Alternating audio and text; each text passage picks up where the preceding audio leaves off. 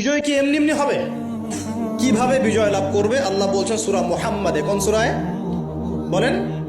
সূরা মুহাম্মাদ। কখনো পড়েছিলেন? কেউ বলতে পারবেন আল কোরআনুল কারীমে আমাদের নবী মুহাম্মদ সাল্লাল্লাহু আলাইহি ওয়াসাল্লামের নাম কতবার আছে? কতবার? 4 বার। কয়বার? তাও কাছাকাছি গিয়েছে, আলহামদুলিল্লাহ, শুকরিয়া। তো প্রিয় ভাই, সূরা মুহাম্মাদের মধ্যে আল্লাহ পাক বলছেন কিভাবে বিজয় লাভ করবে।